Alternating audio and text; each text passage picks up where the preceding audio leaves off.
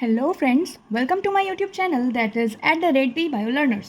So today we are going to study about selectable markers once again, where we are going to discuss the selectable markers inside a vector named as PUC18, where P shows plasmid, UC shows University of California, a place where it was discovered, and 18 is the series number. Now मैंने आपको केवल यहाँ पे इस plasmid vector का केवल 3 part show किए हैं, जिसमें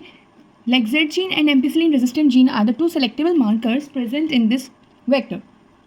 एंड देन राइट साइड जहाँ से रेप्लिकेशन स्टार्ट होता है, और इसके बाद अब एम्पिसिलिन रेजिस्टेंट जीन और लेक्सेट जीन यहाँ पे सेलेक्टेबल मार्कर का काम कर रहे हैं. दैट मीन्स यहाँ पे जो आइडेंटिफिकेशन होगा रिकॉम्बिनेंट और नॉन रिकॉम्बिनेंट के बीच और ट्रांसफॉर्मेंट एंड नॉन ट्रांसफॉर्मेंट के बीच, that will be occur due to insertion on the site where ampicillin resistant gene or LEXZ gene is present. Basically, LEXZ gene is taken from the leg-operon of molecular biology, where LEXZ gene expresses itself for, or we can say code for, an enzyme known as beta-galactosidase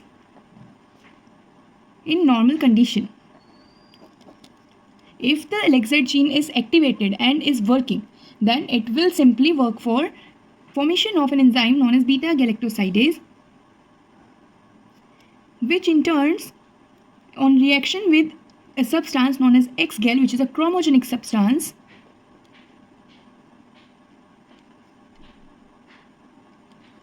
will provide blue colored colonies, blue or we can say red colored colonies of bacteria. और we can say कि अगर लेक्सेट gene activated है तो वो beta galactosidase का formation करेगा, और beta galactosidase के फॉर्मेशन की वजह से यहाँ पे क्या होगा, ब्लू या रेड कॉलोनीज जो होंगी उनको मिल जाएगी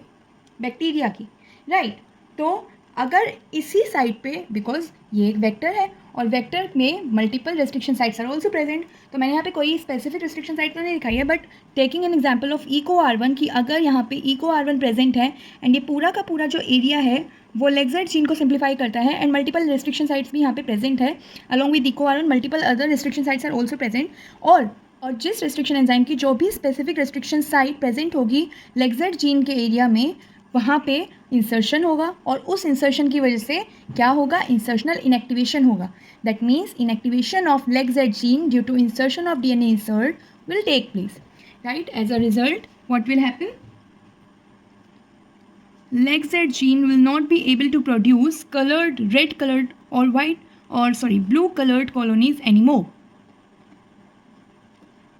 because after insertion LEXZ gene will become inactivated.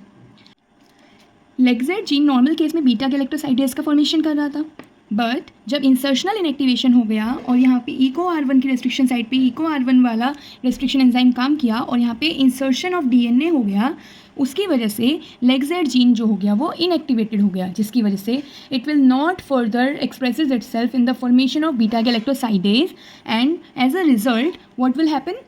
no more blue or red colonies will form here, but white colonies will be shown. And such a method of identification of transformant from non-transformant by using selectable marker and insertional inactivation of LEXZ gene is known as blue-white screening.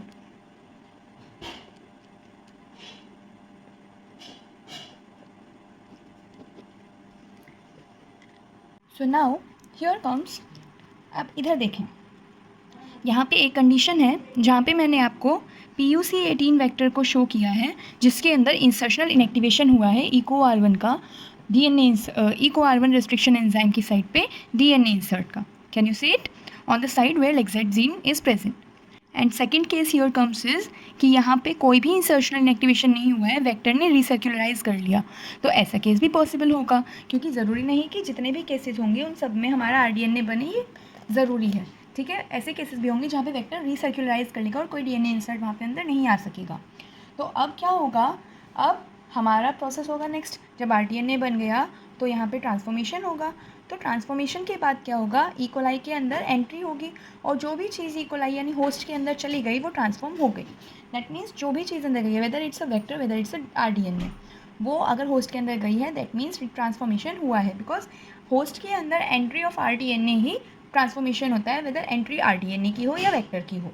Right. अब next comes here is कि अगर अब हम इस host को जिसके अंदर, अब यहाँ पे भी हम दो केस लेंगे, एक होस्ट जिसके अंदर RDNA आया है और एक होस्ट जिसके अंदर केवल वेक्टर आया है। तो यहाँ पे अब हम जब इस होस्ट को एक ऐसे कल्चर मीडिया पे प्लेस करेंगे जहाँ पे हमने एम्पिसिलिन को प्लेस किया है, और ऐसे कल्चर मीडिया पे जहाँ पे हमने लेगजेड जीन को प्लेस किया है, तो उस केस में क्या क्या होगा आइए देखते हैं। अब ये वाला केस शो करता है ट्रांसफॉर्मेंट बट रिकॉम्बिनेंट को। दैट मीन्स यहाँ पे RDNA बना है, और अगर RDNA बना है और लेगजेड जीन की साइट पे इंसर्शनल इनएक्टिवेशन हुआ है, इसका मतलब क्या होगा कि जब ये वाला केस इस एम्पिसिलिन प्रेजेंट वाले मीडियम पे रखा जाएगा, इस वाले होस्ट को इस कल्चर मीडिया पे रखा जाएगा जहाँ पे एम्पिसिलिन रेजिस्टेंट जीन है, उस केस में क्या होगा, ये वाला जो हमारा बैक्टीरिया होगा इकोलाई जिसके अंदर RDNA है वो ग्रो करेगा, बिकॉज इसके अंदर इंसर्शनल इनएक्टिवेशन हुआ है at the site of lacZ gene, but at the site of ampicillin resistant gene it is still activated, because यहाँ पे कोई भी इंसर्शनल इनएक्टिवेशन नहीं हुआ है।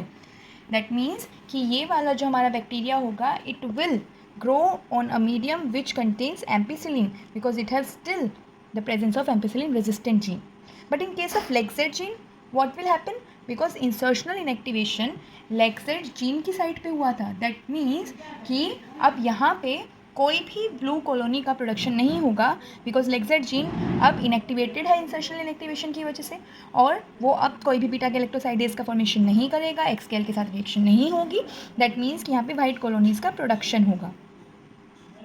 Right. But in the same case अगर मैं यहाँ पे बात करूँ, इस वाले केस में वेक्टर है, ठीक है, कोई इंसर्शनल एक्टिवेशन नहीं हुआ है, तो यहाँ पे एम्पिसिलिन वाली साइड पे ग्रो भी करेगा और लेगजेड जीन में ब्लू कॉलोनीज का प्रोडक्शन होगा। तो इस तरह से हमें ट्रांसफॉर्मेंट्स का भी पता लग जाएगा, और रिकॉम्बिनेंट कौन सा है, रिकॉम्बिनेंट का भी पता लगेगा और नॉन रिकॉम्बिनेंट का भी पता लगेगा। और इस तरह से हम क्रोमोजेनिक सब्सटेंस का यूज़ करके ब्लू वाइट स्क्रीनिंग के थ्रू क्या कर सकते हैं, आइडेंटिफाई कर सकते हैं नॉन रिकॉम्बिनेंट और रिकॉम्बिनेंट के बीच, और ट्रांसफॉर्मेंट्स एंड नॉन ट्रांसफॉर्मेंट्स के बीच। आई होप आपको ये सब समझ में आया होगा। That's all from my side today, and if yes you like it then please keep doing share it, like, share and subscribe, comment my channel. Bye bye, take care, Radhe Radhe.